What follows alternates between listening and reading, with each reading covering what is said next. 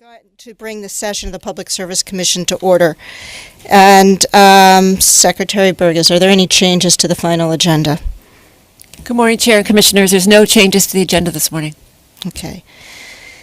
So you'll notice there's three of us, but that's because Commissioner Berman is on an excused absence today. So we are not the Holy Trinity, although, as someone might say, that looks like, given the subject today, we're dealing with the book of Revelations.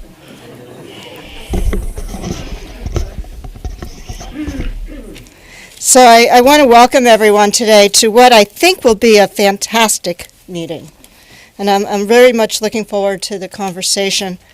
And our first subject, of course, is item number 201, which are proceeding with respect to the Reforming the Energy Vision.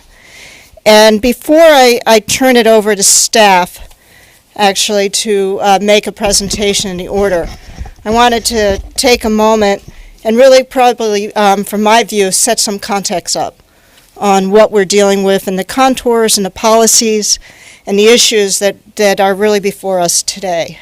And so there are a couple things. One is, this mic is weird. First I want to thank the staff.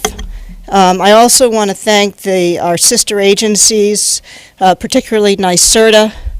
Also, NYPA has provided us a great deal of thought and wisdom on this. Certainly, our good friends at the Regulatory Assistance Project, as well as RMI, who have been helping us through this process and think it through, but most of all, the parties.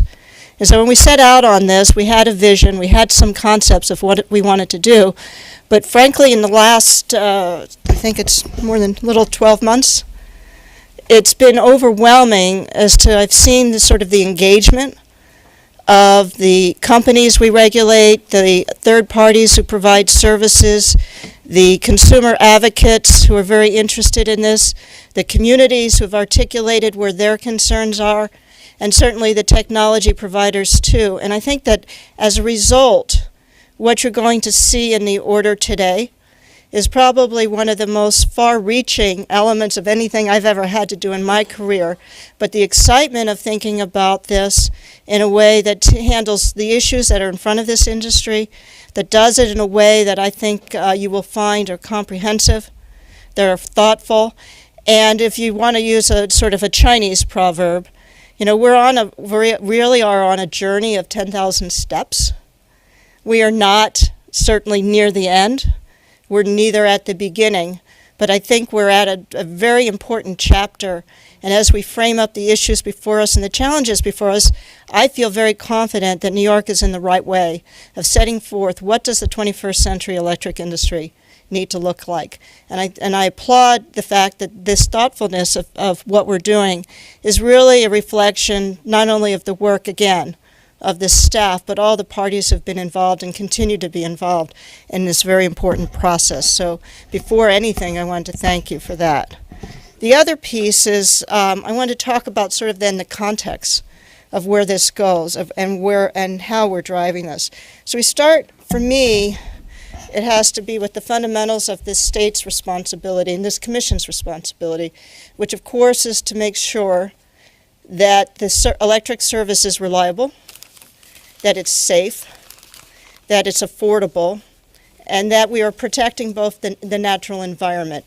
And that's a statutory mandate for us, and has driven this commission, my colleagues here today, but also former commissioners, to take a look at how we regulate this industry to make sure we're keeping pace with technological change. And so what we're doing today, in many ways, is a further evolution of the process that was started really when regulation started with one of our great forebears, Alfred Kahn, but also in terms of when we deregulated the industry, especially the wholesale industry, and now as we talk about how do we make the retail industry that much better. So this is not sort of the beginning of that story, but really a further chapter and a very important story of making sure that the industry is always delivering what we need to do. The other piece is that we don't operate in a vacuum. While this agency has the statutory responsibility of overseeing electric utilities according to the components I just outlined, we're also part of a larger administration as well as the state legislature. And the policy in New York is very clear. We want to make sure that we're delivering electric service both reliably, but also that we are very much stewards of the environment, and that the commitments that we are making in terms of resiliency that the legislature's asked us to do, as well as the administration, particularly Governor Cuomo, in looking at things as our commitments to the renewables, to energy efficiency, as well as exhibited in New York Sun, and the development of Green Bank, and all the various activities that we're doing in the state to make sure that as we meet the electric needs of the today and in the future, we're doing it in a way that both maintains affordability, maintains reliability, and also makes certain that we do remain stewards of the natural environment. So all of that needs to be taken into account too. And then the other thing that we have to recognize is that the distribution utilities and retail markets that we oversee also don't operate alone. We're part of a wholesale market regime. And in that wholesale market regime, which is regulated largely by the FERC, what we're looking at is a wholesale market that prices electricity based on the various thoughtful changes that have made as on the basis of the marginal price of the last kilowatt of energy produced to meet instantaneous demand. So when we think about the price of energy and we think about how we plan and develop the grid, what we really need to think about is that on the supply side, the price of power is always going to be at that last kilowatt necessary to meet instantaneous demand, and that consequently, if we can reduce demand, we can reduce the price of power that we need to procure from the wholesale market. And it's within that sort of framework of statutory responsibility in terms of the fact that we are part of a larger administration, has much also public interest concerns, and also part of a wholesale power market, that we really have to look at then how do we fulfill our statutory responsibility to the consumers in this state. So in doing that, there's a couple things there's another thing that's really remains fundamental, which is, in my mind, the electricity system itself, which everyone has heard me say, and a lot of people here are probably sick of me saying, but the fact of the matter is that we can't change the physics of electricity. It's never going to change. We could be as smart as we want to be, but the system is going to work in one way, which is that electricity, unlike any other commodity, is truly a real-time product, and that we operate in an integrated grid, which means that we have to make sure that, one, we maintain reliability instantaneously. And I could just, to put this in sort of a very quick framework that I think we can all remember from just several years ago in 2003, a tree falling off into a line in Ohio, and a power plant tripping off, and nobody being aware of what's going on meant we had a major blackout across the eastern seaboard. In other words, reliability matters. The electricity travels faster than the speed of light, and nothing travels faster than the speed of light, and that therefore we have to make certain that we have an ability to control and manage all times what's going on. So that's going to stay the same. The other things though that are changing is that the fact is that when we built the grid in the last century, we assumed that even though the consumption on the grid was fairly predictable, and that we had to meet that consumption at all hours, in other words, we had to keep the grid in balance at all times, that demand was inelastic. So we built a system around certain fundamentals.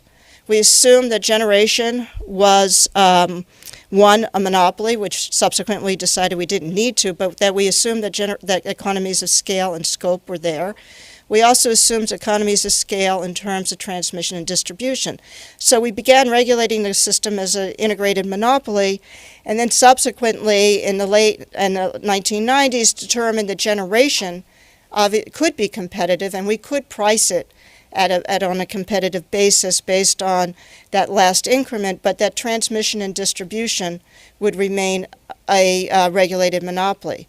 But what we didn't change is our thinking is that demand itself, while predictable, would be largely inelastic.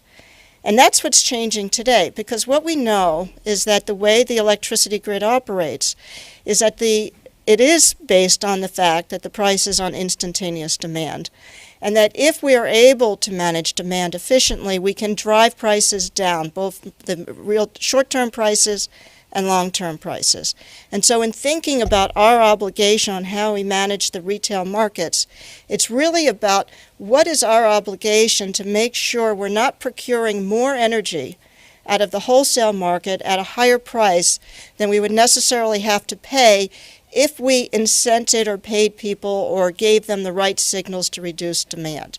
So when I take that back to sort of the plain things of where things are going, is that how do we change the role of the utilities to stop thinking in terms of we need to meet instantaneous demand no matter what it might be, but actually to say, well, how do we manage demand? How do we send the right signals so that if we can reduce consumption on the grid, we can reduce both the long-term needs as well as the short-term needs, and that the benefit to consumers is having a reliable electric grid that's potentially cleaner, lower priced, and more resilient.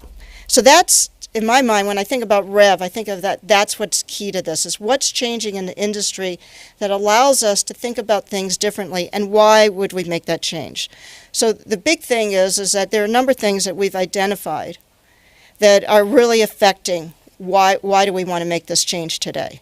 So one is the fact that when we built the industry up in the last century, we were having demand, and we have some, there's information in the order that talks about demand was growing at about 3% a year throughout New York. That's when we built the grid up. Now demand is slowing so that it's actually, in some areas of the state, it's negative. So we don't have these increases in utilization. At the same time, we've changed both the nature of the economy and also because of the use of central station power, air conditioning, the system itself has become relatively inefficient, which means that for us, there are many times a year, most of the year that we're operating at about 18,000 megawatts, but there are a few hours a year that we go up to 26,000 megawatts. And because electricity, again, is instantaneous, can't be stored, and is a real-time product, we have to build generation that meets our needs during those peak hours of the year. We have to build transmission. We have to build distribution. And that's very expensive. We've identified that if we could just reduce some of these peak hours, we can save consumers in the state between $1.5 to $2 billion a year just by operating the system more efficiently. So one of the things that we're thinking about is, one, we built the system in the last century. We have to look at replacing it. One of the things that we've identified, and comes out of the New York ISO study, that in the next 10 years we're going to have to invest maybe $30 billion in the grid compared to the $17 billion we invested in the last 10 years and a decade, and that's because the fact we have aging infrastructure. But unfortunately, if this investment comes in, it has to come in under a smaller base, which means prices would have to go up. So we have to be really careful about making sure that in any investment we put into the system is really value driven, and we're not putting in more than we necessarily have to. The second thing that means is that because, again, the system is becoming relatively inefficient, a lot of this investment is being put in just to cover a few hours a year. So if we can manage the demand and we can manage that peak, we can avoid that investment. So in other words, we have an opportunity to reduce both our long-term investment costs and prices and short-term. The other thing that is happening is consumer demands are changing. Where consumers before were relatively content just to pay their bills at the end of the year, at the end of the month, we're seeing more and more consumers wanting control, wanting information, wanting to be able to use distributed energy resources such as distributed solar or CHP or storage differently. And that provides us both a threat and an opportunity, because if we can use these resources intelligently, they can become the major components on how we manage demand and how we drive down prices in the grid. The other thing that's happening is technology evolution, where before prices of solar, for example, have dropped substantially. We're seeing, again, great inroads in terms of control technologies, smart thermostats, all sorts of things that people are saying, we can take demand from an inelastic to an elastic resource, to one that can be managed frequently to help manage reliability on the system, manage price, and also provide additional resiliency. One of the things that I think is really clear, especially in New York after Sandy, is that we don't want to be in a position where we might have, because of climatic events, a grid that's neither resilient, or if in fact if there is outages, that we don't have the ability to have locations locally where there is power that we can, so that people can be safe. So all of these things are sort of driving us to rethink how the system works. And the other piece, of course, is that as our economies become more digitalized, recognition of reliability of power and the ability to even avoid just momentary disturbances has become really critical. There are millions and billions of dollars of costs associated in the economy when you don't have a reliable grid, and so that has become even more important. And then unfortunately, the other piece that we are living with is cybersecurity and physical security. So again, moving from central station to distributed grids give us all the ability that we have never had before, which is to make sure that the grid itself is more nimble, more flexible, more accommodating. And lastly, what's not changed but is becoming very, very important to us is affordability. I mean, the fact of the matter is, one of our major concerns and major obligations coming out of this commission is making sure that as we're moving to make sure that we're meeting our environmental needs, as we're meeting our reliability needs, as we're thinking about resiliency, we do everything we can to maintain affordability of electricity because it is an essential service. It's one that needs to be affordable both in the business economy and the residential economy. So everything we need to do has to be judged against, is this getting us the direction of where we want to go, meeting our institutional goals, at the same time of recognizing that we're doing this at a way to drive prices so that the total bill remains affordable. So those are all the sort of, in my mind, the major policy things that we're concerned about. And I will turn it over. I'm not going to go on for 2 hours. But I do think there are several things that I want to lay out. So what do I think is going to change? So the first is the vision of how the grid operates. And, I can't help it because I come from the wholesale market. We think about the grid typically that on today, the grid operators are looking at the weather tomorrow, and they're going to say, well, what's the demand going to be on the system? And then they're going to say, well, how do we then develop the dispatch of the generation and the transmission to meet that demand? And once they make that dispatch rules, they're done. But what if there's another step in this, and the distribution utility says, well, wait a minute, they're going to charge us $60 a megawatt for between 2 and 3 p.m. because of what our demand is going to be. But we have customers who say that for $40, they'll back off. And if we pay them $40 rather than paying the generator $60, we can meet that instantaneous demand at a lower price. And so suddenly, rather than the price tomorrow being $60, it becomes $40. And if we have enough customers to do that, what that means is that over time we could say, you know what, we don't need those peaking plants that are only going to operate a few hours a year because we have enough customers who are going to be able to respond to prices and are willing to respond to prices that we can avoid that investment. So both in the long term and the short run, knowing what demand is available and being able to use it will help us as a grid operator reduce prices in the system, as well as increase the resiliency of the system and avoid investment that we can later find is going to be unused. And these things are happening regardless of whether we change regulation or not, because that's where customers are going. But the issue for us is how do we embrace that? So we turn the distribution utility model away from saying, my job is just to deliver to the demand and not really even consider what that demand could be, we'll just let it go, to saying, well, wait a minute, maybe I should talk to those customers and say, well, what can you deliver in terms of demand response at different price signals? And so when I tell the wholesale market how much I have to buy, I've already taken into account not as the last resource, but as the first resource, how much energy efficiency I have in the system, how much demand that could be reduced in the system, and so that the resulting volume I buy from the wholesale market is that much less. and the price to my consumers is that much less, and the reliability of the grid is that much better because I'm not stressing it out. And that's what we're talking about when we talk about the role of the distribution utility as the integrator. It's not necessarily saying the utility is going to need to own this stuff. It's going to say, rather than making a long-term investment, just as we said in the Brooklyn Queens, in a new substation, why don't you ask your customers what they can do and what they're willing to do to reduce demand?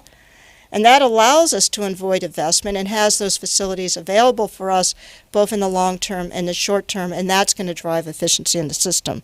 So we need to change the business model to say that the role of the utility then is as the integrator of these resources. Their job is to optimize not just what happens on the system, but what happens behind the meter to drive greater efficiency and utilization of these resources in a much more flexible grid. And that means that then demand is no longer the last resource we use. In other words, to avoid the lights going out, we ask people to curtail demand, but actually an integral resource in managing the grid and optimizing the system, both from the generator end all the way down to the load. But to do that, and we're going to talk about this more in what we call our track 2, we have to change regulation. We have to say not only now is the responsibility of the utilities to integrate these resources, but we need to make sure that the way we regulate utilities changes. Is because today, the way utilities make money is under a cost of service model, that they are really basically, they make money or they get a return of their investment and on their capital. And so there's a natural disincentive on top of utilities, both regulated and unregulated, to say let's see a value of reducing demand. But so as a result, it would be natural for utilities to say, you know, if we put in a bunch of distributed resources, that's kind of the end of our business. In fact, a lot of people around the country, when they look at things like distributed solar, they raise their arms, they say, hey, that's a death spiral. That's going to be the end of the utilities. Well, we don't have to say that. What we can say is if we change the model, and we say that the role of the utilities is actually not just to be threatened by distributed energy, but to actually think of it as a customer, and they get value out of how much distributed energy they can attract to the system. So rather than thinking about their role as just being threatened, they could say, well, wait a minute.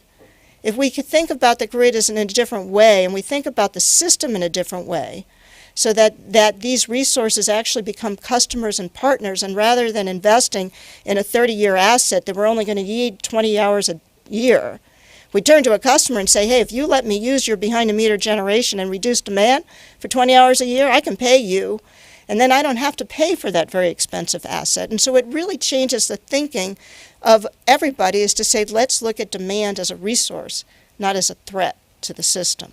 And that's very important. The other thing it does is it changes the markets and pricing. It does really say to customers and to people putting in these distributed resources, it's not just so much you need to know your internal cost, you need to know what the value is of the system. And one of the things that we're going to be doing in New York is making sure when people are making investments in resources that are at customer locations or in microgrids or in communities, that they're going to know the full value of that resource so they have as much information as the utility, and we can drive better investments that way.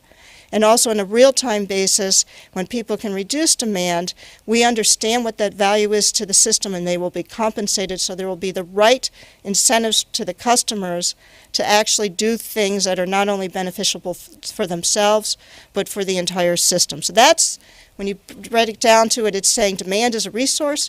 We're going to pay for it because if we ultimately we have to keep the grid in balance, and the value of a negawatt is equal to the value of a megawatt, and our job as regulators is to make sure that value is realized, and that the job of utilities is to make sure that they're embracing that value, because that's how they're going to deliver service in a way that's reliable and cost-effective and environmentally sound. So that's what's changing. Demand becomes a primary not first, but an integral resource into the operation of the grid, and we have to change regulation to do that. That's my long-winded. So what's not changing? So not changing is our commitment to reliability. In fact, I would say that it's even enhanced because the way we can make sure that the system does remain reliable is to reduce stress, and using demand better will reduce stress on the system and make it more resilient and more flexible. The other thing that's not changing is our commitment to price. One of the things, as I said, is that the whole point of this is that what drives price in this industry is demand. If we manage demand, we can manage price. And this is what's going to help make it affordable and make sure that we're looking at the total bill. The other thing is not changing is our commitment to customers. In fact, what we want to make sure that we understand that customers are not a single flavor. There are some customers who are going to say, I like it the way things are. I don't want you to change a thing. We need to be able to offer service to them just as it is. There are other customers who say, no, I want to invest in distributed resources. I want to be in control. I want to know what's going on. In fact, my kids will be those sort of people, those 20-somethings, because they can't get away from their phones. And, we want to give them that choice. There are people who are going to say, I'm very much interested in the environment. I want to invest in photovoltaic, and I want to invest in storage, and I want to be off the grid, and I want to make sure I'm not penalized for that. And we're going to say, we're going to give you that ability too. There are going to be communities that say we want to work together. We want to put in distributed solar and storage and electric vehicles. And we want to be able to work in partnership with the utilities, and we have to accommodate that.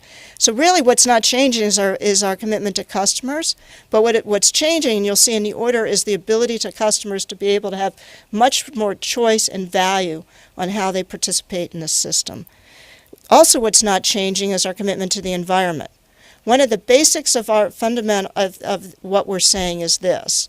As we move to a system that is much more dependent on renewable resources, on solar resources, on clean energy of every type, of energy efficiency. What we want are the market signals, one, that value these resources, and then secondarily, we need a grid that's highly flexible, because what happens is if you have dynamic load and you have variable generation, you don't have to worry anymore that if the wind stops blowing, what am I going to do? Oh, I got to fire up another generator. You can say, no, I can reduce demand. And so the system operates as a whole in a much more flexible manner. And so rather than things like distributed solar and storage and wind becoming problems on the system, they become integral to the solution and a much more cost-effective solution. So we need to manage the grid against that. And the other piece is that we are not changing is our commitment to universal service and affordability. And that remains, of course, the lifeblood of this commission, is thinking in the end that electricity is an essential service and it needs to remain affordable. So one of the things that we'll see in the order is that we are looking at the fact that while we're driving and looking at markets, there are low-income customers, there are moderate-income customers, and we need to continue to think on a social basis that the best way to make the system affordable is to make sure that these groups of demographics can be part of the system and that they're going to be served and have the same opportunities as people who might be able to afford other choices. We're also not changing our commitment to the utilities. One of the things that we absolutely recognize is that even as we move forward, our utilities are going to have to raise a lot of capital, and it doesn't help our customers at all if these utilities are not able to raise capital in an efficient way. And so we need to make sure, and we'll be discussing this more in Track 2, that the utilities that we regulate and oversee remain very efficient developers of capital so that the prices of energy can stay low. And the other thing we're not obviously changing is the fact is this recognizes that this is a complex system. We're not going to be able to do this in a big bang. The wholesale markets, it took them 15 years to get to where they are, and they still have a lot of work to do. This is going to be a stepped and gradual approach, but one of the things we're going to be is be smart about and recognize the complexities. So as the Commission said in December, we're going to look at demonstrations. We want to learn how these business models can work. We want to learn how this technology can work because we're going to be smart, and I know Commissioner Akampora, who continues to remind us of this, we need to be in a position that we take a step forward, we learn from it, and we adjust our actions based on the learning. So one of the things that is very important to me is a policy and a philosophy around making sure as we're making change, we try things, we evaluate how well they're working, and then we change to make sure it makes better, which means we need a lot of experience. So in the end, I'll turn it to the order, but I think our vision is a very exciting one. It's going to give us an opportunity to really make this electricity system move into the digital age. And just as, I was reminded, which I sort of think is a great thing to think about as we think about this journey we're starting together, is that if you go back to 1994, most of us can remember 1994 in this room, and you took out your smartphone, it wouldn't work because there was nothing there that could support it. They didn't exist. So as we sort of think today, and there are people who may be skeptical and say, oh, what is she talking about? It's not going to happen. Technology is moving much faster than regulation.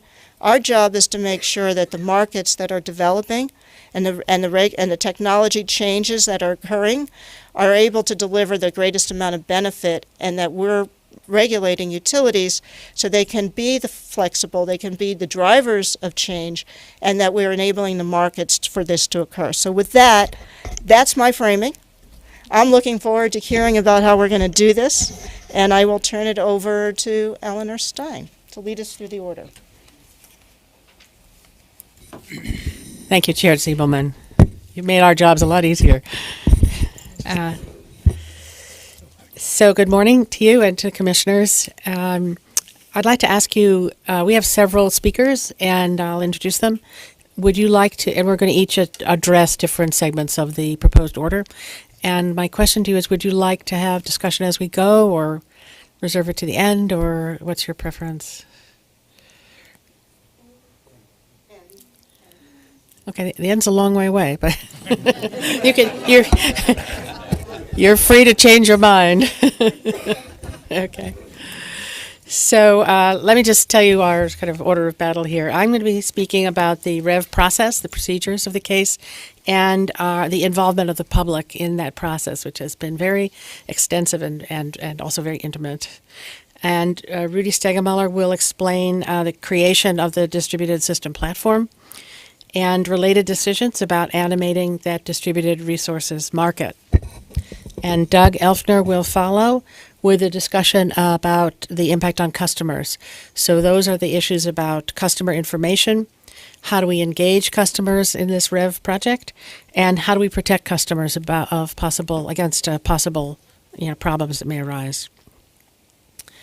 And Colleen Gerwitz will address large-scale renewable resources and utility energy efficiency. Tammy Mitchell will discuss REV implementation, the market and platform technology design processes, the demonstration projects, which the chair has mentioned, and microgrids. And finally, very briefly, I will take us back for a quick look at what we're calling the REV roadmap, to look at what comes ahead. And that's information that many people have requested that we provide them. And it is provided pretty extensively in the order. So what brought us to this point? Today's recommendations are not just the result of in-house staff efforts, but reflect, and I hope are responsive, to a very ambitious and comprehensive public involvement process and the active participation in REV by thousands of New Yorkers. And it's this participation that really has helped us shape the order that is going to be presented to you today.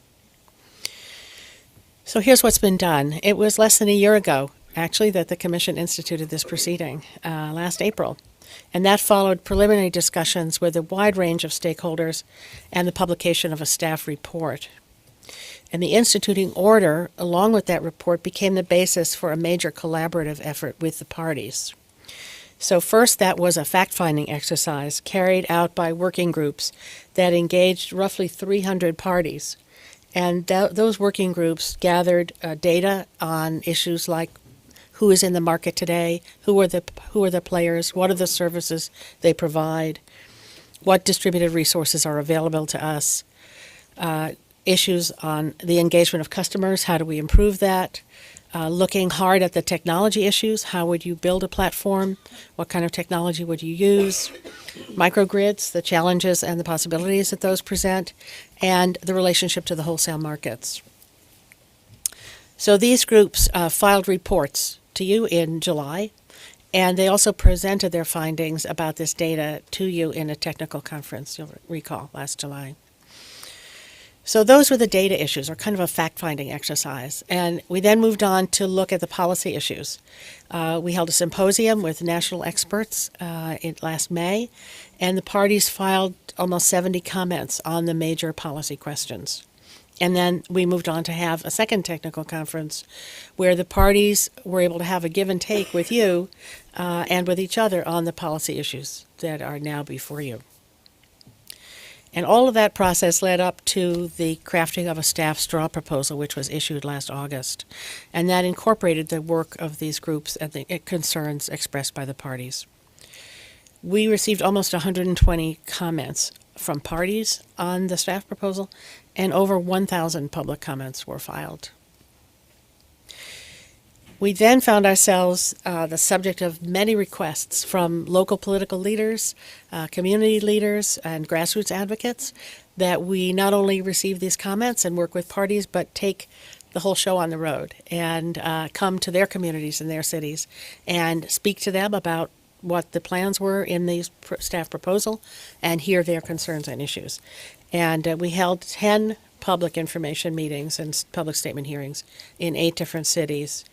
Commissioner Sayre and Commissioner Berman attended, between them, all of them, as well as the presiding administrative law judge and staff. And so we started here, and we went to Binghamton and Buffalo, Kingston, New York City, Rochester, Syracuse, and Yonkers. And more than 750 people participated in these meetings, and almost 250 people spoke on the record. And that record, of course, is part of the record of this proceeding and is one of the things before you.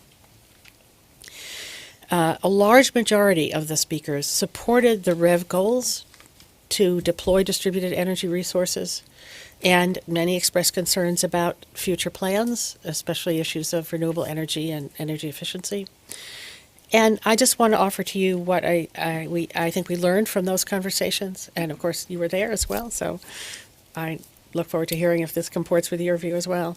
I think if there was one point of consensus, it was that people felt that the status quo was unsatisfactory, for a range of reasons, but many spoke to the need to look at alternative resources, renewable resources, energy efficiency, and to the need for an energy system that's more resilient, that's affordable, that's increasingly environmentally responsible, and that responds specifically to the concerns of the customers. Both individuals and communities who were represented spoke to their tremendous interest in having more control over their energy usage, and also having more input into the larger decisions of how we as a state use energy. And they asked for more information. People talked extensively about energy literacy, and they wanted more tools to help them manage their energy usage. And all of these comments, I think, have helped shape the recommendations that are going to be before you today. And overall, I would just say that I think the extent of party involvement in the widespread public interest beyond the parties in engaging the REV project and bringing it to life in their communities across the state and in their industries were very encouraging indications that both the energy industry and the public will continue to be active participants in the development of these new markets. So I'd like to hand this over to Rudy to talk about the creation of the platform and other policy issues that are in the order. Thank you, and good morning. Yes, now we will turn to the action items in the order itself, and I'm just going to start this by hitting on a few of the key points, and then pass it on to others. The order has 3 basic components. First, it adopts the policy, as was just described by the chair. I couldn't possibly improve on that. It defines a framework for how the policy will be put into practice, and it lays out an implementation plan for moving ahead. At the center of the framework is the DSP, or Distributed System Platform. The platform should be thought of as a set of functions that complement the current utility operations to create a market and to physically integrate DER into the system operations. I'm not sure if DER has been said yet today, but that's our catchword for distributed energy resources, which includes distributed generation, demand response, storage, and energy efficiency. So you'll be hearing DER a lot over the next few years. There are three types of functions that define the DSP. First is integrated system planning, which is basically modernizing the system to accomplish our policy objectives. The second is grid operations, which is the physical balancing of the system, integrating large numbers of DER into the system, DER inputs, and committing and dispatching DER to optimize system efficiency. And then the third function is market operations. This we expect will develop over time. In its early forms, which we're already seeing, there are RFP-style procurements like the one that Con Ed is running in Brooklyn, Queens, and we're familiar with that. As the communication and data capabilities develop, the markets will accommodate more sophisticated offerings. Ultimately, the vision is for the DSP markets to be an open platform where DER providers and customers of all sizes are able to participate in day-ahead or possibly real-time markets to optimize the entire system, not just, for example, Brooklyn, Queens, we have a very targeted need and we have an RFP specified to that need.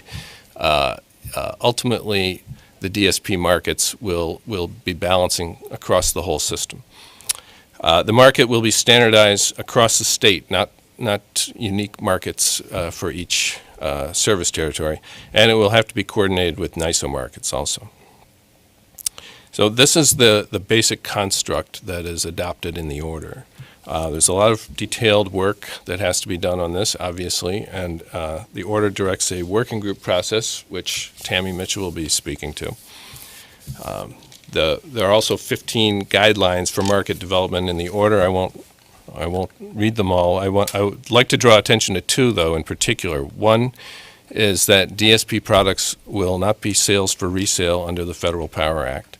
And the other provides for the avoidance or mitigation of local emission impacts, particularly environmental justice areas.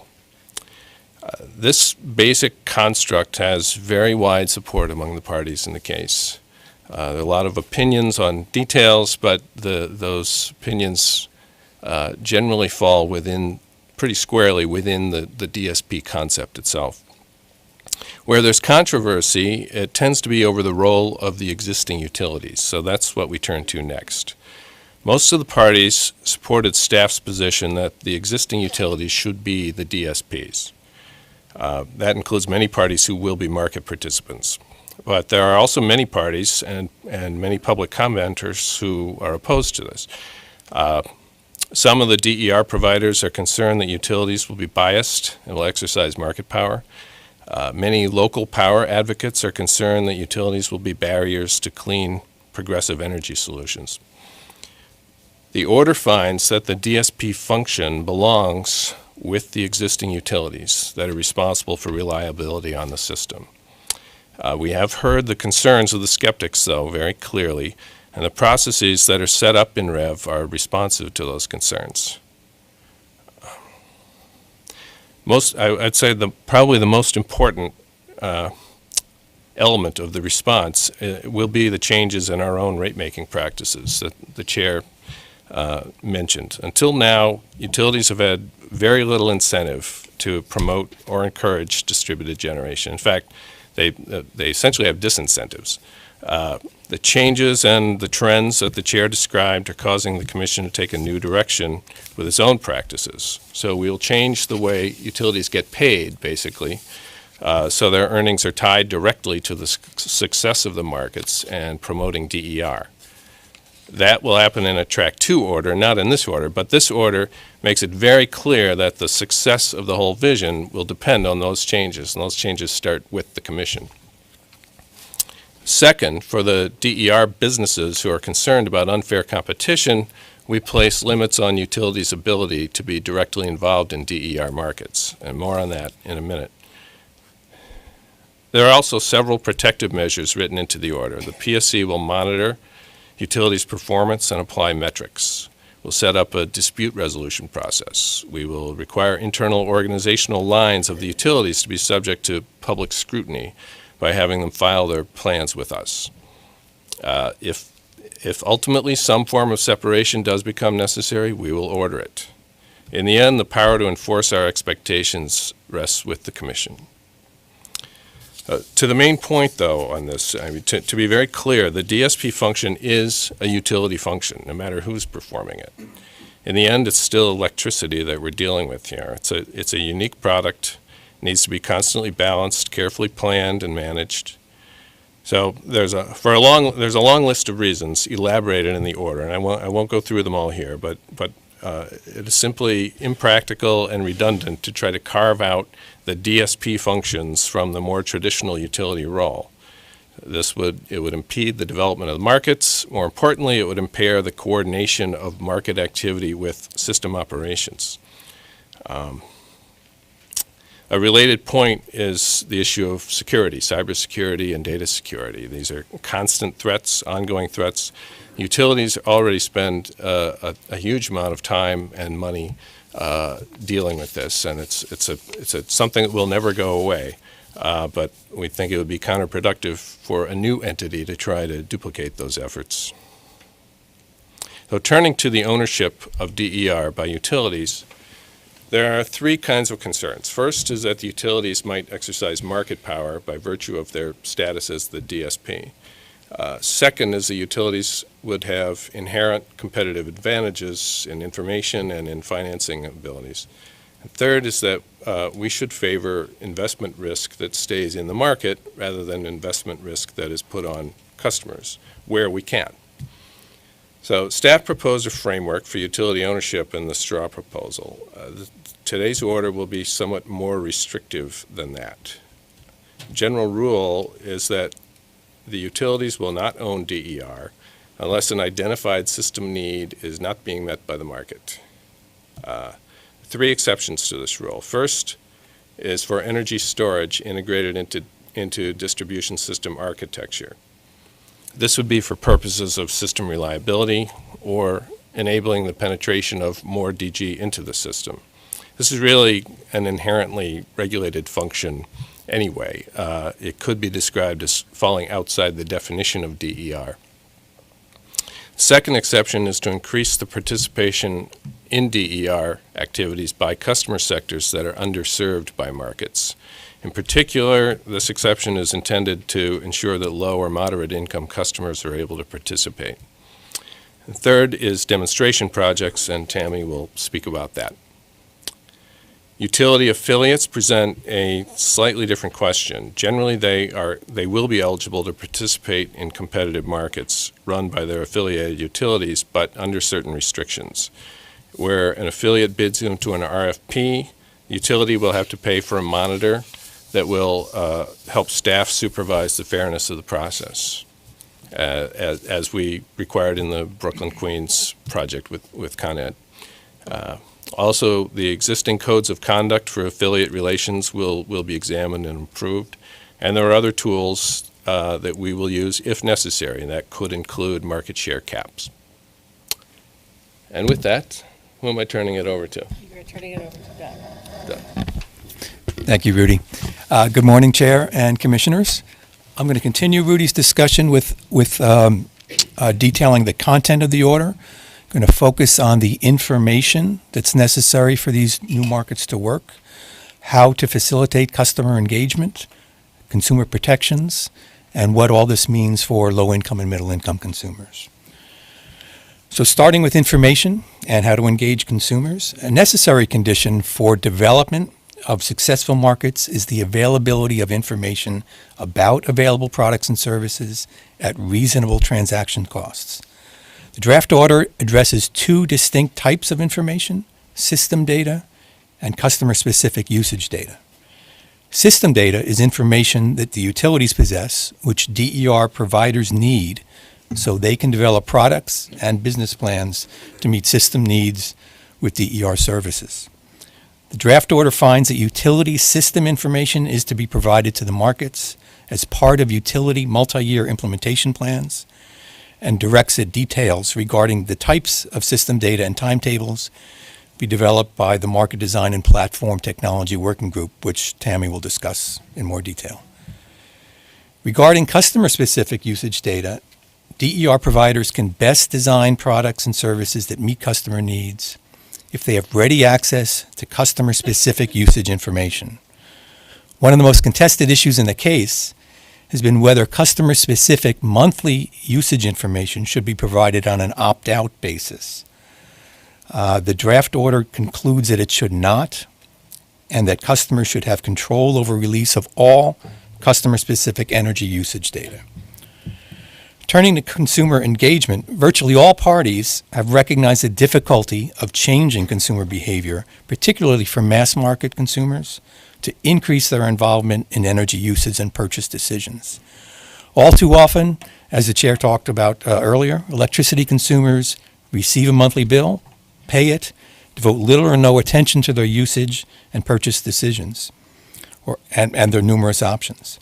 At the same time, the number and scope of new energy-related services to assist mass market customers in managing their energy use is increasing dramatically due to the technological changes that the chair discussed previously, due to actions that you've taken in recent months, and due to actions you're taking in this docket.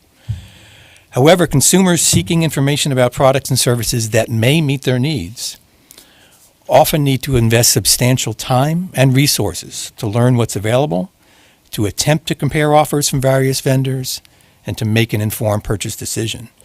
It's very difficult for consumers to make an apples-to-apples comparison of competing offers at this time.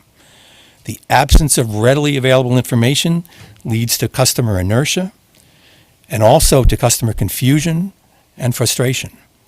We've seen in consumer complaints received by the department, particularly regarding ESCOs, that many consumers are confused about their ESCO offerings and the specific terms and conditions of their individual contracts. So we can do much more to make it easy for mass market customers to learn about energy efficiency products and services, energy-related, products and services, identify products that may meet their needs, compare and contrast products, and make informed purchase decisions. Tools of this nature are common in today's economy, as users of Expedia, Amazon.com, and numerous other web-based marketplaces can attest, but they're generally not available yet in the energy industry. So a digital marketplace would go a long way to building stronger retail commodity and DER markets for mass market customers. It could provide information to help consumers make informed purchase decisions, could help in the development of standard product definitions, could facilitate delivery of customer-specific usage information to vendors that the customer selects, thereby addressing the privacy concerns that I alluded to earlier. Of course, this marketplace would incorporate state-of-the-art protections to ensure the security of customer-specific information. From the perspective of ESCOs and DER providers, the digital marketplace could reduce the cost of acquiring customers, help validate their products in the new marketplace, and develop consumer confidence in retail, commodity, and DER markets. It could also simplify and expedite transactions between consumers and the vendors they select. Overall, by facilitating the exchange of information at low cost to vendors and consumers, digital marketplace will facilitate vigorously competitive markets and foster development and consumer adoption of innovative new products. The order before you highlights these and other benefits that would result from a digital marketplace, but notes that there continue to be open questions about how this platform should be designed, owned, and operated to achieve our objectives. Options under consideration include a single statewide platform or multiple platforms that may use a similar format. The order directs staff to further explore these options. Another important way in which consumers obtain information regarding their energy usage and cost is through their energy bill. The draft order concludes that the format and content of energy bills should be thoroughly reviewed to identify how they could be modified to increase their informational value with the goal of enhancing customer engagement in energy usage and purchase decisions. In addition, the draft order highlights the fact that one of the most significant barriers to consumer engagement for mass market customers can be overcome with consolidated ESCO billing, under which the ESCO bills for both the energy and delivery service. It directs staff to investigate and evaluate operational issues associated with consolidated ESCO billing, including how it can be consistent with Commission rules and regulations governing termination of service for non-payment. The draft order directs staff to report on progress on these two billing initiatives within 6 months. Turning to consumer protections, the Commission has established consumer protections and other rules applicable to providers of commodity service. A key question in this case is the extent to which the Commission should oversee and regulate DER services that are not bundled with energy commodity. Utilities, many ESCOs, and consumer groups recommend that DER providers participating in DSP markets be subject to oversight similar to that what the Commission now exercises over ESCOs. Most DER providers assert that they're now subject to regulations and conditions regulating participation in state incentive programs, and they question the need for further requirements. The draft order concludes that some degree of supervision over DER providers will be necessary to ensure consumer protection while avoiding overly broad or duplicative regulation. Commission oversight of DER products would be applicable in two circumstances. The first is for entities acquiring customer-specific data by any means established under the Commission's authority. The second condition under which Commission oversight of DER products will be applicable is the sale of DER products into DSP markets, since utilities will need to rely on market participants to provide the DER that's promised. The draft order concludes that staff should develop proposed rules regarding the Commission's oversight of DER providers or products and services in consultation with stakeholders and propose a rule by July 1st. Finally, I'll turn to what this means for low and moderate income customers.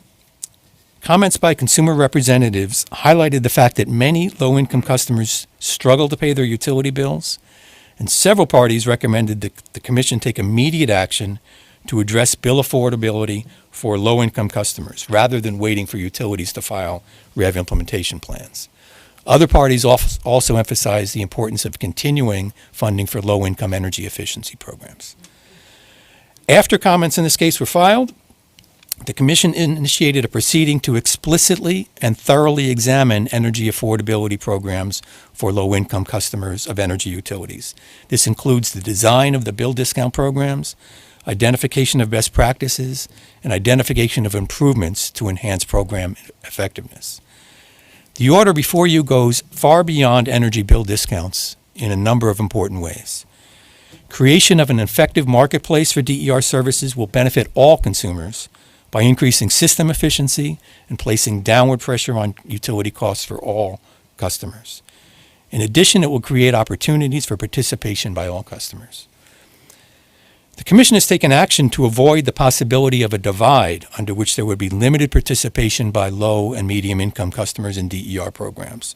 These actions include the Commission's decision on the New York Sun photovoltaic program, in which up to $13 million was dedicated to support penetration in low and moderate income markets, and by initiating a proceeding to evaluate community choice aggregation.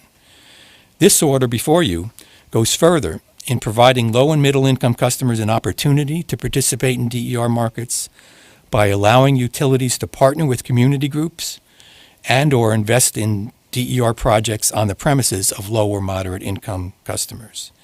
The order also affirms a continuing commitment to low-income energy efficiency programs, as Colleen will discuss further. In addition, the order directs staff to work with the Consumer Advisory Council to provide direct input related to REV implementation and how it pertains to low and moderate income consumers. So that concludes my remarks, and I turn it over to Colleen.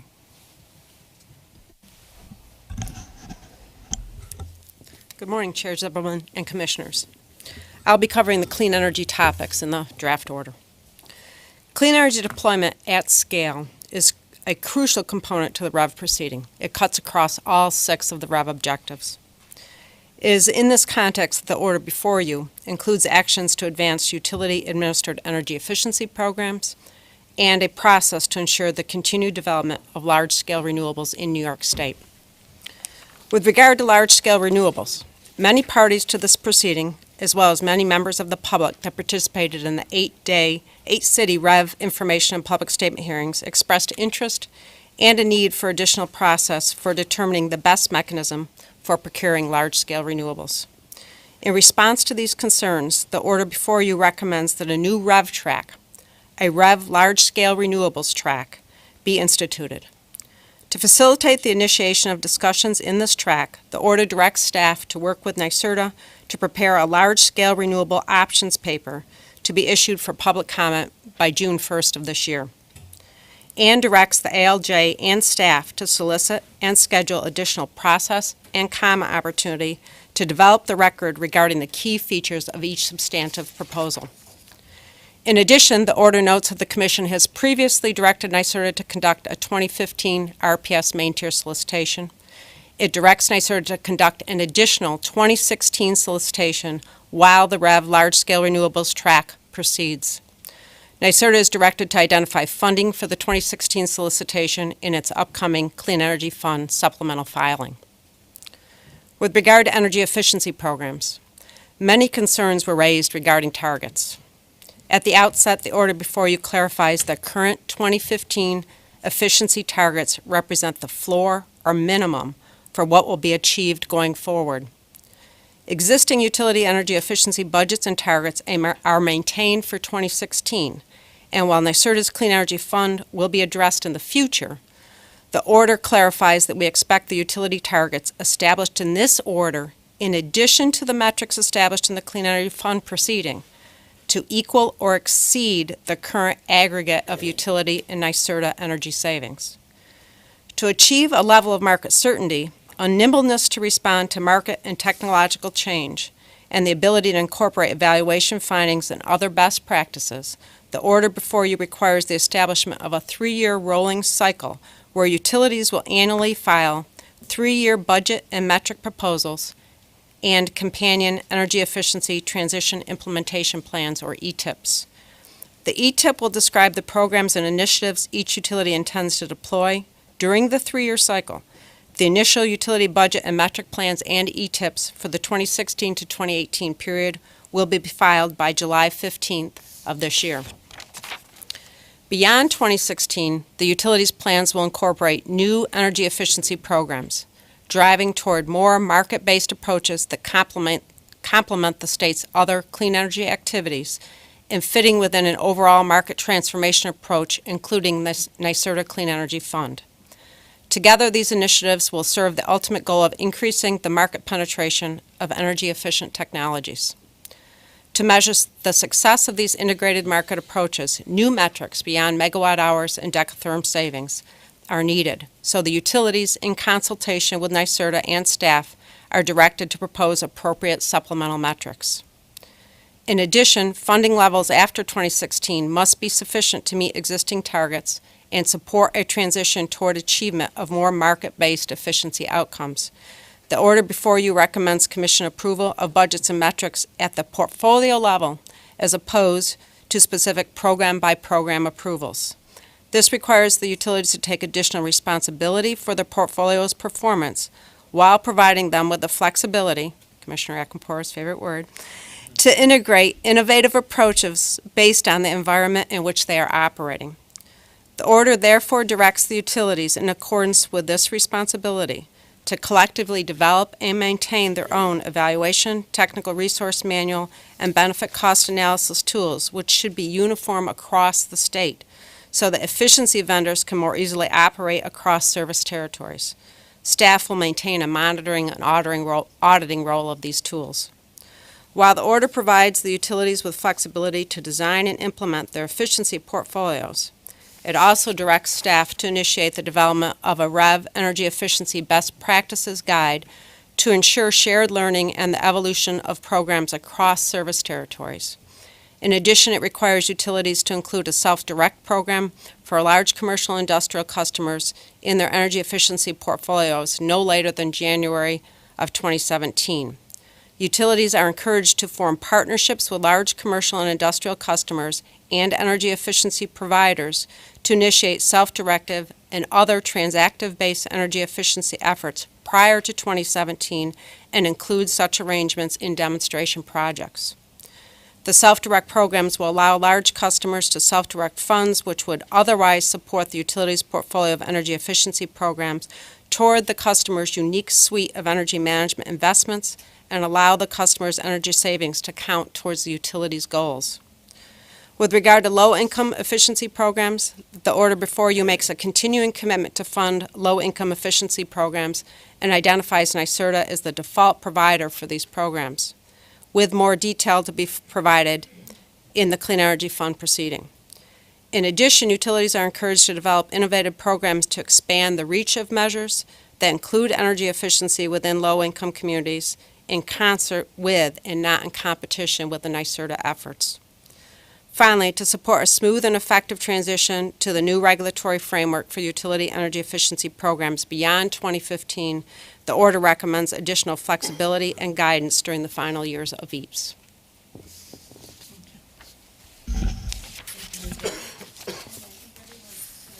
To you, so we're waiting with bated breath. I won't disappoint you. Good morning, Chair and Commissioners. As mentioned, I will touch on implementation of some of the REV policies as described in the draft order. The draft order recognizes that several activities have already begun, including development of and revisions to demand response tariffs, examining long-term alternatives to net metering, and the potential development of community choice aggregation programs. The issuance of a memorandum and resolution by the Commission on demonstration projects, and a stakeholder effort to develop market rules and technology platform requirements. I will further discuss these last two activities, that is the demonstration projects and the markets and technology working groups, in a minute.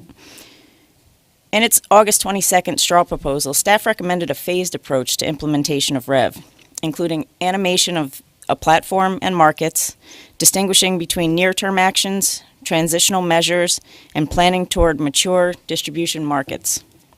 While not all parties agreed with the sequence of the tasks outlined by staff in the rollout of REV, there was an overwhelming support for a phased approach to implementation.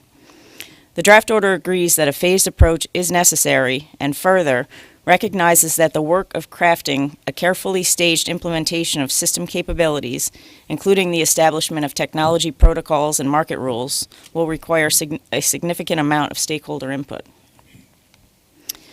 As mentioned, a stakeholder process has been initiated to address REV market design and platform technology issues.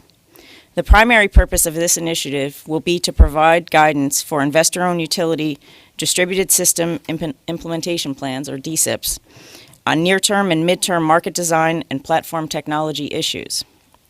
We have convened the market design and platform technology working groups because we realize how complex and critical these issues are.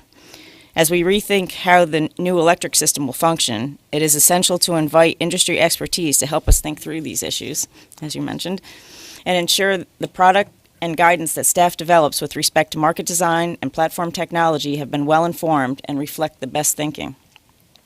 Specific topics that will be addressed with regard to market design include market actors and interactions, DSP functional requirements and capabilities, near-term products and transactional mechanisms, and near-term data needs and transparency.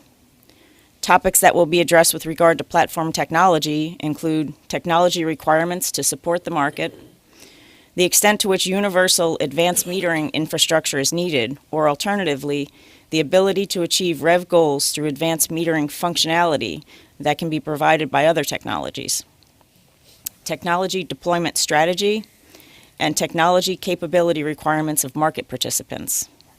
A report from the Market Design and Platform Technology Working Groups is expected in June. As the report is being developed, other parties to the REV proceeding will have an opportunity to provide input. With respect to demonstration projects, in its December 12, 2014 Memorandum and Resolution on Demonstration Projects, the Commission recognized the need for demonstration projects in informing REV policy changes and informing the distributed system platform. By notice of the Secretary, utilities and third parties were encouraged to begin working together, along with communities and other stakeholders, to develop demonstration projects.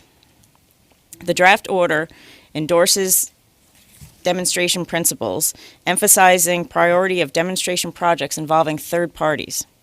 Further, the draft order directs each utility to solicit and develop concepts for demonstration projects and file initial demonstration projects no later than July 1st, 2015. Because demonstration projects serve a purpose similar to research and development projects, the draft order will not require them to meet the same tests for rate recovery as conventional expenditures. Staff will review compliance filings for consistency with the articulated demonstration project guidelines and for a reasonable relationship between costs and benefits of those projects. Further, the draft order proposes that revenue requirements associated with demonstration projects filed outside of rate cases will be recovered through a deferral or other mechanism. Ratepayer support for all demonstration projects of a utility will be capped at the greater of 0.5% of a utility's delivery service revenue requirement or the revenue requirement associated with capital expenditures of $10 million. While demonstration projects which can be implemented in the short term and provide quick feedback to inform REV are highly desirable, it is recognized that demonstration projects will be a continuing effort as the implementation of REV develops. I'll now briefly just touch on a couple other topics for which the draft order provides further guidance and process. The first topic is interconnection requirements. In order to facilitate penetration of distributed energy resources and allow such resources to compete on equal footing, the interconnection requirements and procedures must be efficient and expeditious, but must also recognize the importance of maintaining safety and reliability of the system. Therefore, an appropriate balance between streamlining the process and protecting safety and reliability must be found. The draft order recognizes the need to ensure that utilities are employing the best available analytical process, while aligning the utility's financial interests with the objectives of cost-effective and expeditious interconnections.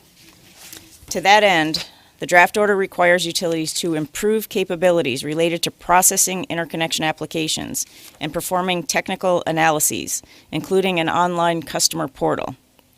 The order also recognizes the need for utilities to integrate the DER interconnection process with grid optimization planning, which will result in economically desirable DER projects. Finally, the draft order adopts staff's recommendation that the New York standard interconnection requirements for distributed generation threshold be increased from 2 megawatts as it is currently to 5 megawatts in order to better streamline interconnection of these facilities. On the topic of microgrids, the draft order lays out specific policy objectives related to microgrids, including optimization of system efficiency and integration of clean distributed generation, interconnection to the electric grid, resilience and the ability to island, obligation to provide reliable power at just and reasonable rates, and consumer protections for residential customers. The draft order recognizes that the development of microgrids will be facilitated if there is more guidance regarding the microgrid configurations that will gain approval. At this time, it would be counterproductive to constrain innovation by prematurely describing the exclusive pathways that microgrid development can take on. Therefore, the draft order invites further comments from parties on the framework described above within 2 months of this order. Staff will then issue a more detailed proposal for additional comment. Also, because the various ownership and operational configurations of microgrids will affect interconnection approval process, interconnection for microgrids will be addressed within the framework established here. And that concludes my presentation. So I'm just going to very briefly walk you through the REV roadmap. This is something that parties and members of the public have wanted to know for quite a while, wanted to know the schedule and what's going to happen next. The suspense is killing everybody. There'll be a complete schedule included in the order, and I just want to touch on 3 upcoming milestones that are critical for the further development of the REV project through the end of the year, take us through the end of the year. One of them is the development of a framework for the benefit cost analysis. The second, of course, is track 2 of REV. And the third is the utilities filings of their distribution system implementation plans. So first, just a word on the development of the benefit cost analysis. This was an issue much discussed in Track 1. Many comments were filed, many discussions. The view in the order is that a quantitative benefit cost analysis is a useful tool where quantified analysis forms the basis for decision making. And in that context, a benefit cost analysis is only as valuable as the data that is provided in its inputs. And therefore, the recommendation in the order is the focus of our benefit cost analysis framework will be on decision points where that is true. So, for example, for utility expenditures associated with the procurement of distributed resources or for energy efficiency programs, we will be employing a benefit cost analysis framework. On that note, accounting for environmental and social factors in the benefit cost analysis, which has been a focus of discussion in the proceeding to date, and how this should be done will be resolved in this process. And the first step is going to be that staff will be directed to issue a benefit cost analysis white paper for public comment by May of this year. The second major milestone is Track 2, of course, and concerning rates and tariffs and values. So in Rev Track 2, staff will issue another straw proposal related to the rate-making issues and tariff design in the context of performance-based and fee-based systems that we're looking toward. And that should be issued by June 1st. The issue of standby rates applicable to distributed energy resources, which was also much discussed in this case, will be addressed in the Track 2 proposals and ultimately Track 2 decisions, as well as in individual utility rate proceedings. The third milestone I'll mention is the utilities filings toward the end of the year of their distributed system implementation plans, another acronym, the DSIPs. And this is all of these other steps, development of the benefit cost analysis, development of Track 2, will be inputs, and the work of the Market and Platform Design Committee all will be inputs into the utilities planning process and will result in be part of their filings. And these central component of these plans will be looking at those issues. The key components of the utility filings on implementation should include the role and the functions of the distributed system platform and the integration of that platform into utility system planning. And each utility will file its plan on December 15th, 2015. Those are the three upcoming milestones. I'll just mention that we also will have two upcoming public REV seminars coming up in the month of March, and there'll be information about that on the Commission website. So these actions recommended here today represent a significant step forward. As the chair said, clearly not the end of reforming the energy vision. And we look forward to continuing party and public engagement and contributions as we proceed. And we look forward to hearing your comments. But first, I'm just going to give the floor to Raj for a moment. After you're done. Oh, sorry. I'll pick up after your conversation. Okay, sorry. Just clean up better. So I've said enough. I'm going to actually turn it to my fellow commissioners, but before I do, I will say one thing. I thank you guys. It's a complex order. It's rich. There's much more to be read than we could articulate, despite the fact we've been talking about this for almost an hour and a half. But excellent. Thank you for all of your hard work, and I know there are many, many more folks sitting behind you and in their offices who've contributed. But let me turn it over to my fellow commissioners. Commissioner Akinpur. Wow. That's all I have to say.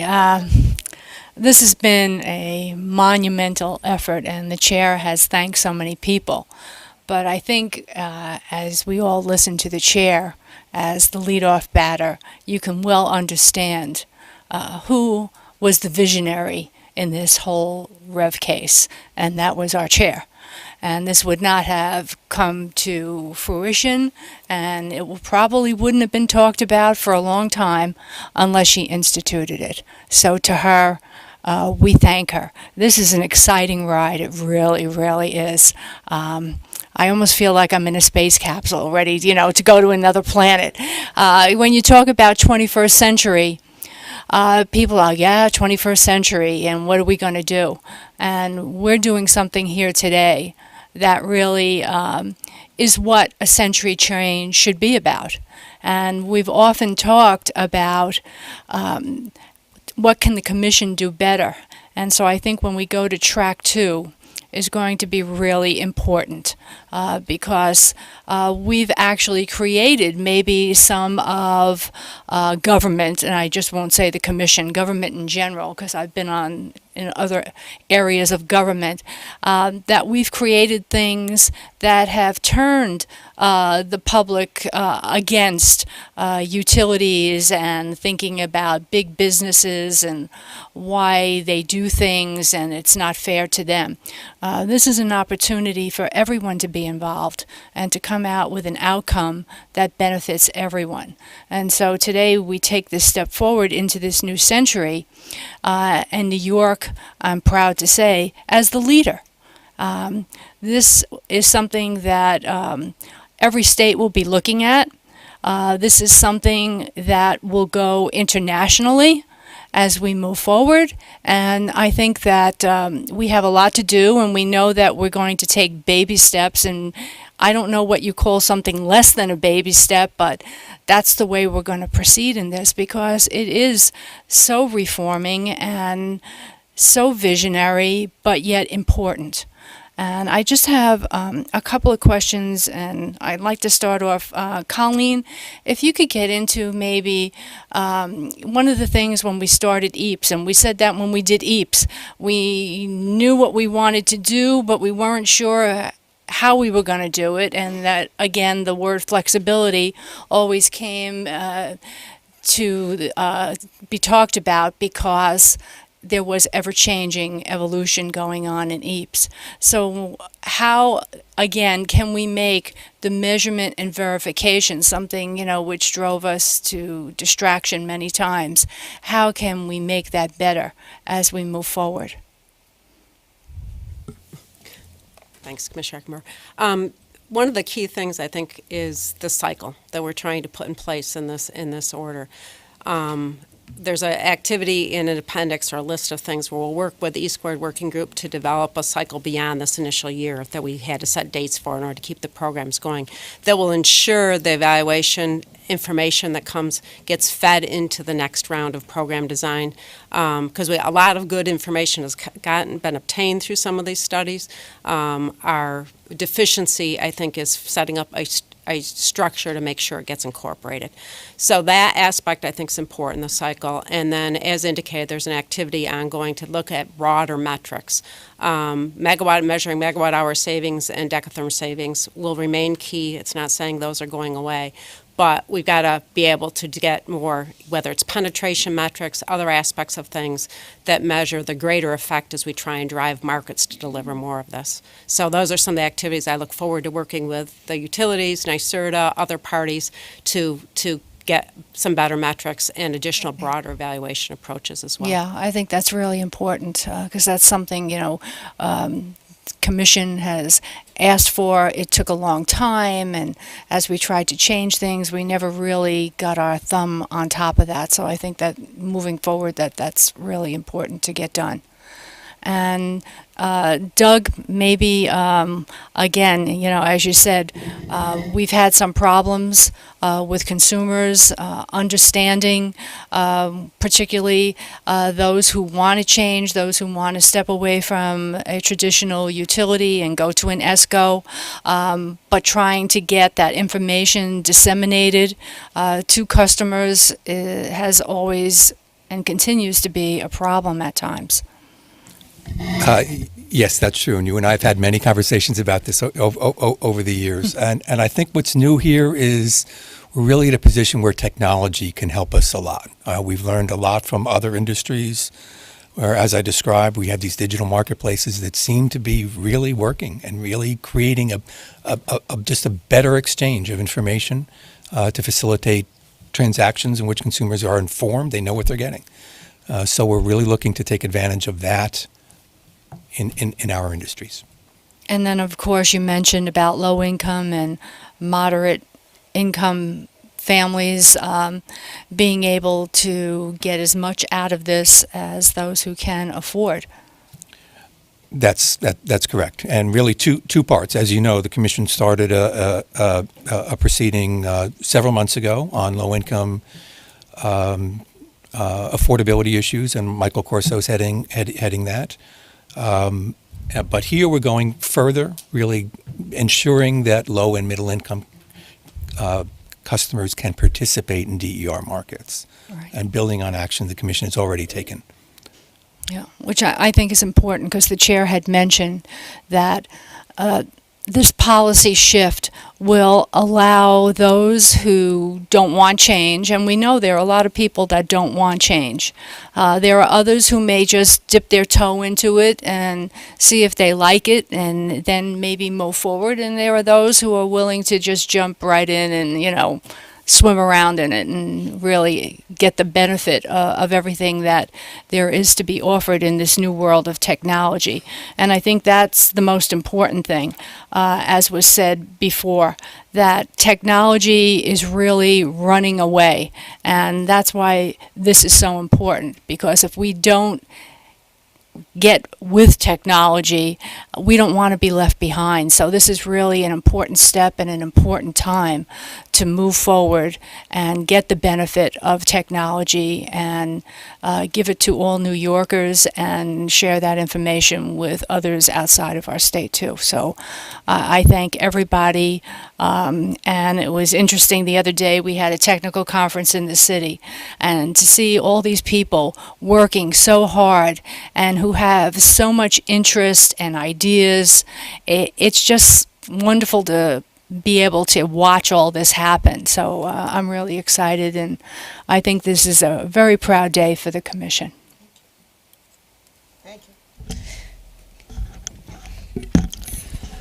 Well, this is a terrific milestone, a tremendous amount of work. I wouldn't call it a seamless whole because there are a lot of seams between a lot of the pieces that are going to require further reflection and further collaboration. But I'd like to step back for a minute and look at this order through the lens of history. There are some parallels between what I see happening now in the electricity industry and what happened 20 years ago in the telecom industry. We've got successive waves of new technology that are changing the economics of the architecture of the network.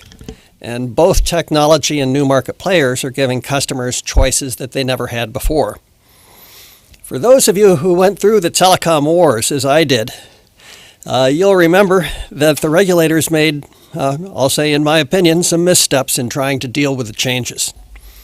I'd say the biggest mistake that was made in telecom regulation was trying to jumpstart competition with concepts like the unbundled network element platform, which I won't go into the details of. But what these concepts did was give competitors a way to make relatively easy profits, mostly at the expense of the incumbents, without having any skin in the game in terms of their own investment. In other words, the regulatory framework in telecom, until it was abruptly changed, picked winners and losers in the competitive market. Another mistake I think was made in telecom was trying to move too quickly and all at once, which created disruptions in the market from major regulatory changes that seesawed back and forth as the regulations developed. In my view, the draft order that we have in front of us avoids these problems. It seeks to create the conditions for a competitive marketplace, but does not pick winners and losers. It envisions that the competitors will have skin in the game, and it moves toward the future much more carefully and, in particular, much more collaboratively than regulation moved in the telecom arena in the 1990s. We're looking at enormously sweeping changes in this market, as well as sweeping changes in our regulation. Big changes are going to happen no matter what we do at the PSC, or what we don't do. We certainly have less than perfect knowledge about how technology and the markets are going to evolve. That means, as Chair Zibelman said, we're not going to get everything right the first time. We will have to keep looking at how our actions are playing out in the developing marketplace And we have to be prepared to change course if things aren't working right. But if we have to make course corrections, as I think is highly probable, if not inevitable, we will have to be extremely cautious about disrupting the emerging markets. I think this order strikes a good balance there and allows us to move forward in that mode, carefully, incrementally, and most importantly, collaboratively.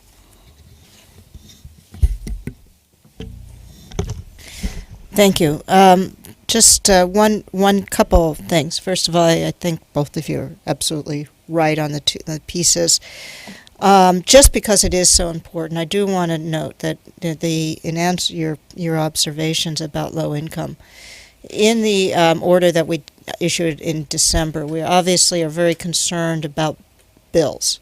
And so I know Michael and Luann are already hard at work in working with some of the consumer advisory groups and going to be coming back to us on what kind of discounts we should be offering. But really what this order is, and I think you've hit on it, it's not just the bill, it's not just how we do rates, it's actually how we can reduce cost to low-income consumers. And so what we're looking at is how do we direct programs so we don't end up, using your telephone analogy, with an energy divide that's similar to the internet digital divide that we're dealing with today. So I think that is an important part of trying to learn from really the past and other industries that we even oversee to think about how do we move this forward.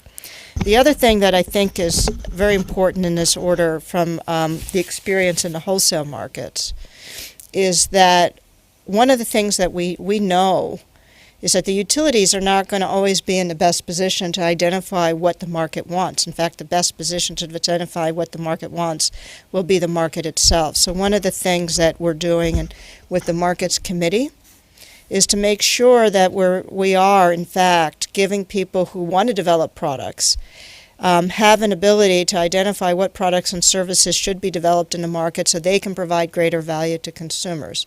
And that, I think, answers a lot of concerns that folks had about utilities involved as the DSPs, because we don't think, and there's nothing to say negative about utilities or negative about regulators. This is going to evolve. We all need to be at the table, and I think a great deal of the innovation is going to come from the market itself, and we need to have a process to make sure that these good ideas get done quickly, and there's a continual, basically, pressure on to continue to see how these markets can develop, and a great voice to the Commission. But in addition, as you note and as Doug notes, I mean, we do fundamentally need to make sure that consumers have confidence, and that's why looking at the standardization, looking at some of these rules, so that we don't have folks who say, oh, I thought I bought a product that said it was 30% green, and I found out afterwards it was 5% green, and I feel like I got ripped off. And so those are our concerns as regulators, and we will maintain that concern. And as you mentioned, Commissioner Sayre, it's also making sure everyone has skin in the game, because we don't want free ridership in any event, because there is really no free ridership. It ends up being paid by consumers, and so we need to have a fair payment scheme and fair allocation. So I think, again, I applaud the staff in terms of, and I know under the guidance just of me, but also all the commissioners, including Commissioner Berman, we have really thought through, and I'm very, very happy with this order, and I certainly intend to vote for it. But before we do, Raj has been sitting here quite patiently. So, Raj, do you have some closing comments? Yeah, thank you, Chair Zimmerman. As a co-sponsor director of the Rev 1 Track 1 team, I want to take just a minute to thank all the staff members that worked on this case. And a special word for Rudy.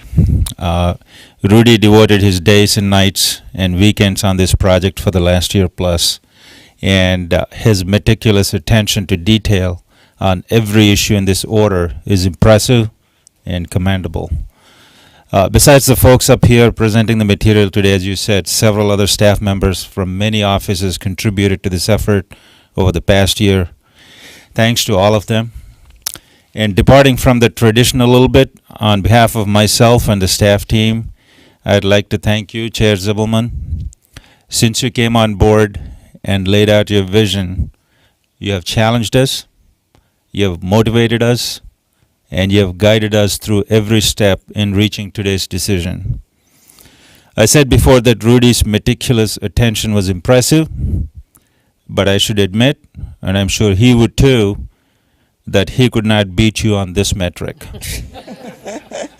It's been a challenging yet truly very rewarding experience for the staff team members to be working on a novel, groundbreaking, visionary project like this. They thoroughly enjoyed it. So thank you for your vision, your determination, and your leadership on this case. Thank you. That's embarrassing. I have to not rebut, but just to say I appreciate that. But there were so many hands and eyes and so many people involved in this that I can't take that much credit, and especially because the implications that any mistakes in here then would be my fault. So, but I fully agree with your appreciation for everybody else, including especially the chair. That's Rudy, our middle child. Anyway, thank you all. So I am prepared to take a vote. All those in favor of item 201, which is the proceeding in regard to the reforming the energy vision, please indicate by saying aye. Aye. No?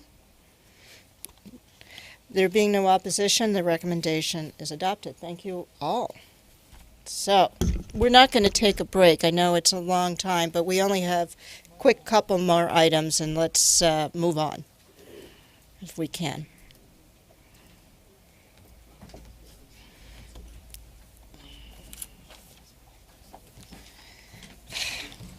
Thank you.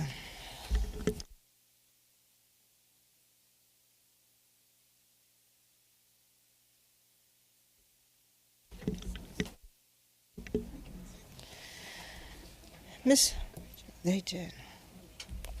Mr. Van Ryn, speaking of flexibility, our next item is item 301, which is the petition regarding net metering cabs. And Len Van Ryn, who's managing attorney, will be presenting that to us today. Good afternoon, Commissioners. At its December session, the Commission addressed monetary crediting at non-demand remote net metered locations.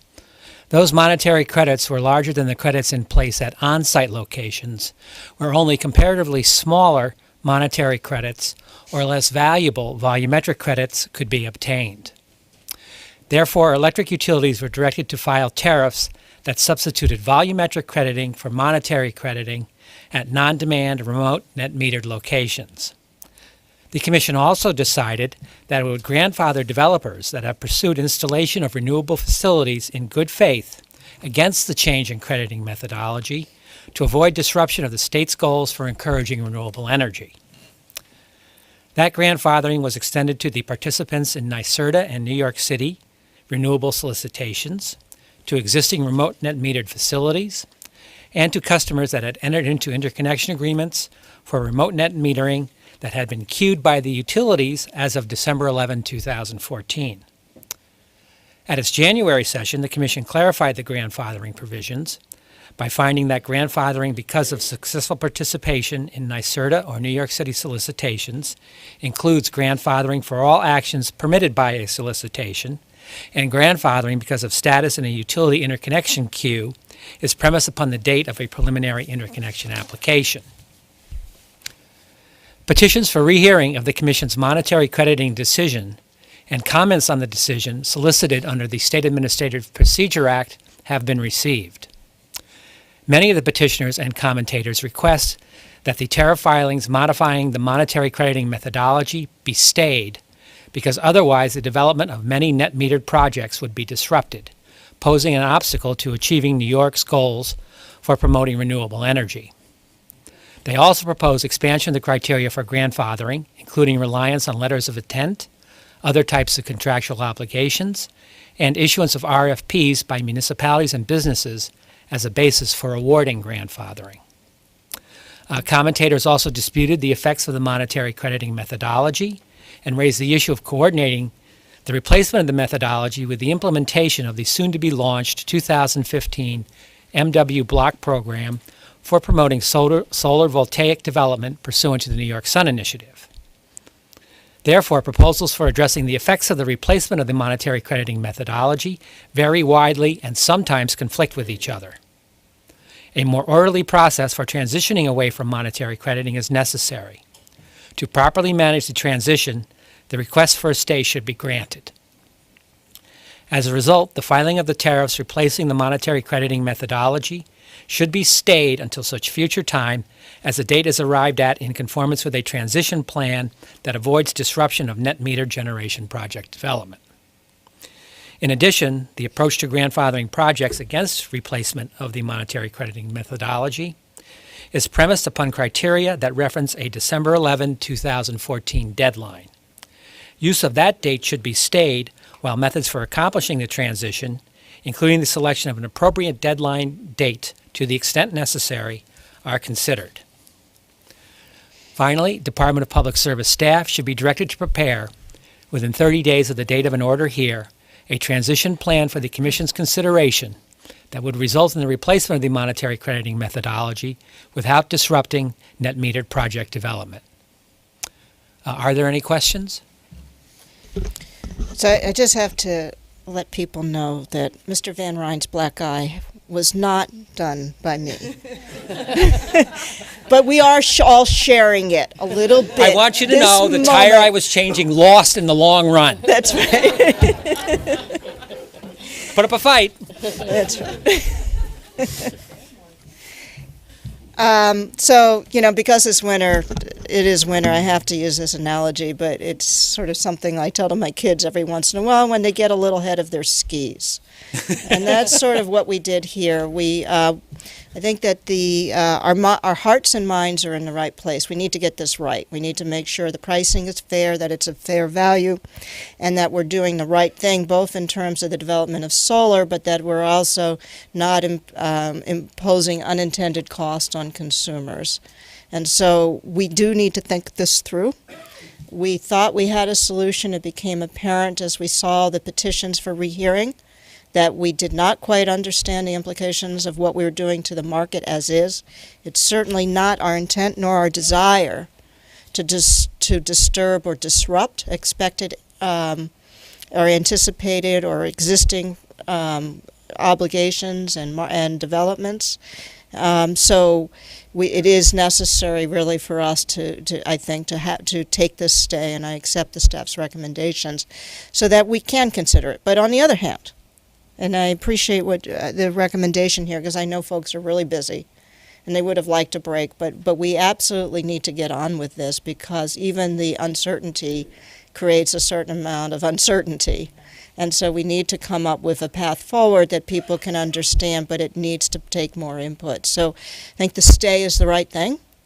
Having an ability to go back to the parties and the people who are involved and get and have an approach that can move forward, that allows us to meet our goals of New York Sun, allows us to be equitable, and then also is consistent, I think, with our REV objectives of making sure there's full and fair value for distributed resources is the right thing to do. So I look forward to hearing staff's further comments on this as you solicit input, and we'll be dealing with this in the future. But that I would support the stay, and I think this is, always unfortunate, but the right thing to do it now rather than continue to create this uncertainty and disruption.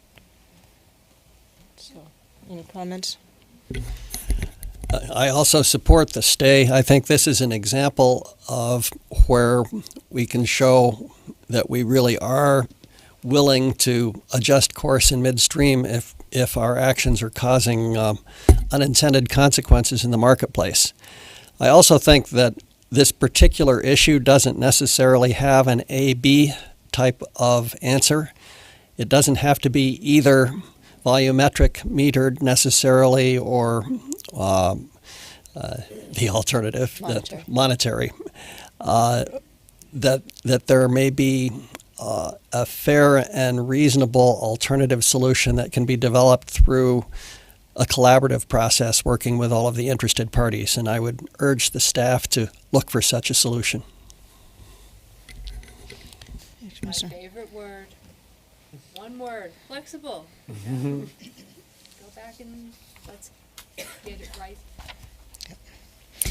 So, with all those in favor of this recommendation to stay in part the order raising net metering minimum caps that we issued on December 15th, please indicate by saying aye. There being no opposition, there hearing none, the recommendation is adopted. Thank you, Mr. Van Ryn. We're going to have you back. This is your third round. We'll have to come back for the fourth round. So now we're going to move to the consent agenda. Are there any comments from the commissioners on the consent agenda or any recusals or abstentions? Okay, then I'm going to move for the vote consent agenda. All those in favor of the recommendations on the consent agenda, please indicate by saying aye. Aye. No? Hearing no opposition, being no opposition, the recommendations are adopted. I do want to note that one of the items that we have on the consent agenda is an application by the Westchester Community Aggregation. This is actually, I think, our first demonstration project that we're coming in, and it is around community aggregation. It's obviously an area that we're exploring. We're going to continue to work on it, but this is a preliminary and the first project in. I look forward to continuing to see this project develop. I appreciate the fact that staff worked very hard along with the utilities and other people involved to get comments quickly. I think this will be a great opportunity for us to see how municipalities can engage with their constituents to deliver value to their customers and to their constituents. So it's a novel project.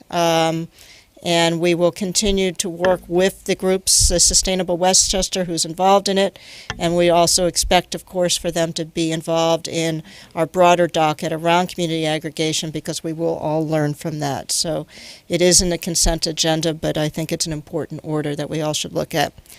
With that, Secretary Burgess, is there anything further in front of us today? There's nothing further for today, and the next scheduled session is Wednesday, March 25th. Thank you. Thank you all.